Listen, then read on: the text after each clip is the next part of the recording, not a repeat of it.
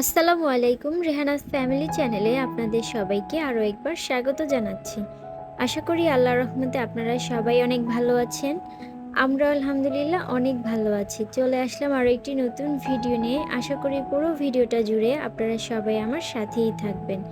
এখানে আমি সকালের জন্য নাস্তা বানিয়ে নিচ্ছিলাম। আজকে সকালে একটু কালকের ভাজি আছে, সেটা দিয়ে রুটিগুলো খেয়ে নেব।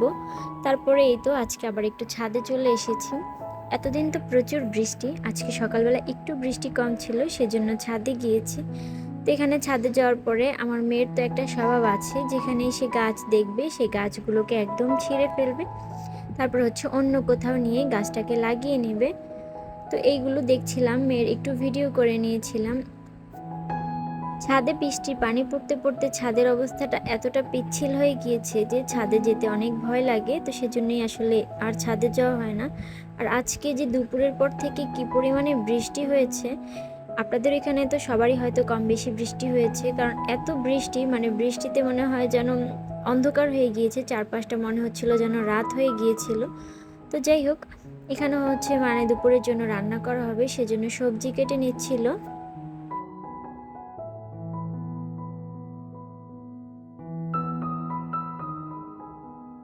আজকে আপনাদের সাথে একটা ছোট্ট স্বপ্ন পূরণ হয়েছে, সে কথাটাই শেয়ার করব। আসলে মানুষের তো অনেকের অনেক ধরনের স্বপ্ন থাকে। আমি আসলে অত বেশি কোনো কিছু স্বপ্ন দেখি না, তবে এই যখন ভিডিও করছি এটা নিয়ে খুব একটা ইচ্ছা ছিল যে আমার যাতে একটা ভালো ফোন হয়, আমি যাতে একটি স্পষ্ট ক্লিয়ার ভিডিও করতে পারি। এতদিন তো বাসায় থেকে আমার শাশুড়ি মায়ের ফোন দিয়ে ভিডিও করেছিলাম, নিজের তো একটা ভালো ফোন ছিল না, সেজন্য ভালো আপনাদের সাথে এই কয়েকদিন আমি কোনো ভিডিও শেয়ার করতে পারি না। আমি তো আমার বাবার বাড়িতে বেড়াতে এসেছি, এসে আমি মনে হয় অনেক বিপদে পড়ে গিয়েছি যে আমি কোনো ভিডিওই শেয়ার করতে পারছি না আপনাদের সাথে। তো খুব কষ্ট করে, যাই হোক, অনেক এই যে বৃষ্টি ছিল, বাইরে যেতে চেয়েছিলাম, যেতে পারিনি। ফোনটা আমার অনেক আগেই কেনার ইচ্ছা ছিল, কিন্তু বৃষ্টির কারণে আমি ফোনটা একদমই কিনতে পারিনি। দুদিন গিয়েছিলাম আমাদের এদিকে, তো গিয়ে শুনি যে এখানে কোনো শোরুম নেই, শুধু দোকান আছে, আর শোরুম ছাড়া কোথাও নাকি ফোন খুলে দেখাবে না। তো একটা ফোন নিয়ে আসবো, সেটা যদি খুলে না দেখি তাহলে কেমন হয় আপনারাই বলেন। তো একটা ফোন খুলে দেখবো না, সেটা তো আর হতে পারে না। ফোন খুলে দেখার জন্য আবার হচ্ছে গিয়ে মিরপুরে গিয়েছিলাম, সেখানেও গিয়ে দেখি যে ফোনটা নেই, বা শোরুম কোথায় আমি জানি না, মানে আমার খুঁজে বের করতে অনেক কষ্ট হয়েছে। সাথে তো বাবাকে নিয়েছিলাম, আবার একটু খুব বেশি ভয়ও পাচ্ছিলাম, যেহেতু সময়ের মানে উনি হয়তো বলবে যে ওনার সময়টা নষ্ট করে এভাবে ফোন খুঁজতেছি, সাথে ভাইও ছিল। তো যাই হোক, অবশেষে অনেক খুঁজে আর কি শোরুম বের করেছিলাম, পরে ফোনটা দেখি, তারপরে ফোনটা নিয়ে এসেছি। তো সেটাই আজকে আপনাদের সাথে শেয়ার করব। এখানে একটু ড্রাগন ফল কেটে নিচ্ছিলাম। এই ড্রাগন ফল আমার মেয়ের জন্য নিয়ে এসেছিল, কিন্তু আমার মেয়ে তো একদমই খেতে পছন্দ করে না, মানে 2-1 পিস খায় কোনো রকম, তারপর আর একটু খেতে চায় না। এই তো দেখেন যে দুপুরের পর কি পরিমাণে বৃষ্টি শুরু হয়েছে, একদম চারপাশটা অন্ধকার হয়ে গিয়েছে, ঝুম বৃষ্টি হচ্ছিল, মনে হচ্ছিল যে এরকম বৃষ্টি আর কখনোই দেখিনি। আসলে এই জায়গায় প্রায়ই এরকম বৃষ্টি হয়, যেমন গতকাল রাতেও কিন্তু অনেক বৃষ্টি হয়েছিল। তারপরে সকালটা তো মাশাআল্লাহ একটু রোদ ছিল, বেশ ভালোই লাগছিল সকালবেলা।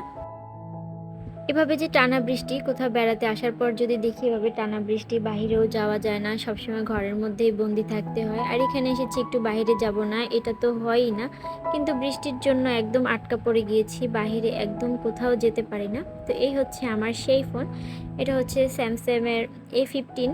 তো ফোনটা আসলে খুঁজে পেতে তো অনেক কষ্ট হয়েছিল, এটা নাকি এখন তেমন একটা পাওয়া যায় না, ফোনটা মনে হয় বের হয়েছে আরও 1 বছর হয়ে গিয়েছে।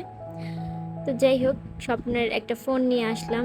মোটামুটি ভিডিওর কোয়ালিটি তো ভালো আছে, আপনারা তো দেখেই বুঝতেছেন। আমি আপনাদের সাথে ফোনটার প্রাইসও বলে দিচ্ছি। ফোনটা হচ্ছে 17,000 নিয়েছিল, আর ফোনের সাথে চার্জার কিনতে হয়েছে, তারপরে ব্যাক কভার, এগুলো আমি সব নিজেই কিনেছিলাম। তো সব কিছু মিলিয়ে তারপর হচ্ছে পলি লাগিয়েছিলাম, আর ক্যামেরার উপর একটা প্রোটেকশন লাগিয়েছিলাম, সব মিলিয়ে আমার প্রায় 18,000-এর মতো খরচ হয়েছে। আমি এই কয়েকদিন অনেক বেশি হতাশায় ছিলাম ফোন কেনা নিয়ে। একে তো ফোনটা আমি কোথাও খুঁজে পাচ্ছিলাম না, আমাদের এদিকেও খুঁজেছিলাম, তারপরে আমাকে মিরপুরেই যেতে হয়েছে। আবার সবচেয়ে বড় কথা কি, শোরুম খুঁজে পাচ্ছিলাম না, কারণ শোরুম ছাড়া নাকি কোথাও ফোন খুলে দেখায় না। তো শোরুমগুলোই আসলে খুঁজে পাওয়া খুব কষ্ট, যেমন সিমের যে আমরা সিম যেখান থেকে কিনি, কাস্টমার কেয়ার যেটাকে বলে নাকি, ওইটাও কিন্তু খুঁজে পাওয়া অনেক মুশকিল।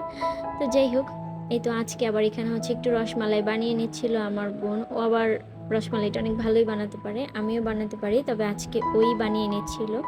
তো এখানে হচ্ছে ছানা কেটে নিয়েছিল প্রথমে, তারপরে একটু চিনি দিয়েছে, তারপরে সাথেই তো এখন একটু আটা দিয়ে নিচ্ছিল, আর এর আগে হচ্ছে একটু বেকিং পাউডার দিয়েছে।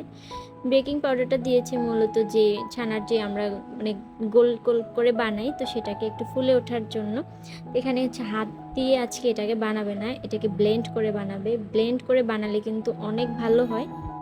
এই ছানাটাকে হাতে যদি বানাতে যাই তাহলে কিন্তু অনেক সময় লাগে, কারণ ছানাটাকে একদম ভালো করে মিশিয়ে নিতে হয়, না হলে দেখা যায় যে ছানা যদি একটু মানে অন্য টাইপের হয়ে যাবে, শক্ত হয়ে যায়, তখন কিন্তু রসমালাইয়ের যে গোলগুলো আছে সেগুলো কিন্তু একদমই হতে চায় না। তো ও খুব সহজে আর কি এটা দিয়ে বানিয়ে নিচ্ছিল। ও আমাকে বলতেছিল যে হাতে কষ্ট করার আর কোনো প্রয়োজন নাই, এভাবে বানিয়ে নিলেই হয়ে যাবে।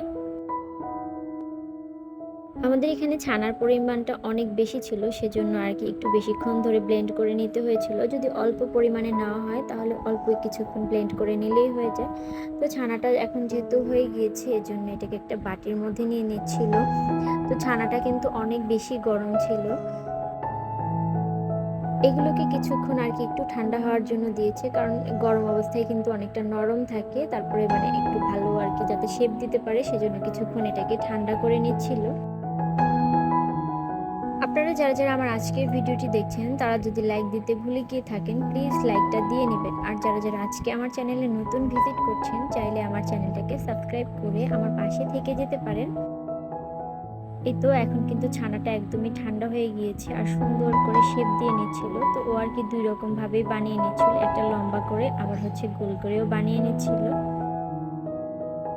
আগে আমরা লম্বা করে কখনোই বানাইনি, তবে এটাই আর কি লম্বা করে প্রথমবার বানানো। ও বলছিল যে লম্বা করে বানালেও নাকি অনেক ভালো হয়, তাড়াতাড়ি হয়ে যাবে, কারণ অনেকগুলো ছানা যেহেতু এগুলোকে একদম ছোট ছোট করে বানাতে গেলে অনেকটা সময় নষ্ট হবে, সেজন্যই আর কি লম্বা করে বানিয়ে নিচ্ছিল। তারপর আমি যেগুলো বানিয়েছিলাম সেগুলো আমি আবার গোল করেই বানিয়েছিলাম, আমার কাছে গোলটা দেখতে ভালো লাগে। আজকের এই রসমালাইয়ের ভিডিওটা আমি পুরোটা করতে পারিনি, কারণ অনেকটা সময় লাগে রসমালাই বানাতে। এর জন্য আসলে আমার পুরো ভিডিওটা করা হয়নি, যেহেতু আপনাদের সাথে আমার ভিডিওটাও শেয়ার করতে হবে, এর জন্য আমি আগে গিয়ে শেয়ার করে ফেললাম। ইনশাল্লাহ পরের ভিডিওতে আপনাদের সাথে রসমালাইটা পুরোটাই শেয়ার করব। পুরোটা না, ভুল বলে ফেললাম, মানে বাকি যে অংশটুকু আছে সেটাই শেয়ার করব। তো এই তো সবগুলো কিন্তু বানানো হয়ে গিয়েছে। এখন হচ্ছে একটা চুলার মধ্যে রস বানাতে দিয়েছিল, চিনির শিরা আর কি যেটাকে বলে। তো এগুলোকে চিনির শিরার মধ্যে দিয়ে বেশ কিছুক্ষণ সেদ্ধ করে নেবে, যাতে এর মধ্যে শিরাটা ঢুকে যায়। ছানাটা এমনভাবে বানাতে হয় যেন ছানার মধ্যে কোনো ফাটা দাগ না থাকে। তো এই ছানাগুলো কিন্তু একদমই পারফেক্ট হয়েছে, সেজন্য কিন্তু একটু ফেটে যায়নি। তো যাই হোক, এখন এই তো এগুলোকে চুলার মধ্যে সেদ্ধ দিয়ে দিচ্ছিল। এখানে রসগোল্লাগুলোকে ভালো করে সেদ্ধ করে নেবে, তারপরে এগুলোকে একটু ঠান্ডা পানিতে দিয়ে দেখবে যেগুলো ভালো করে সেদ্ধ হয়েছে কিনা।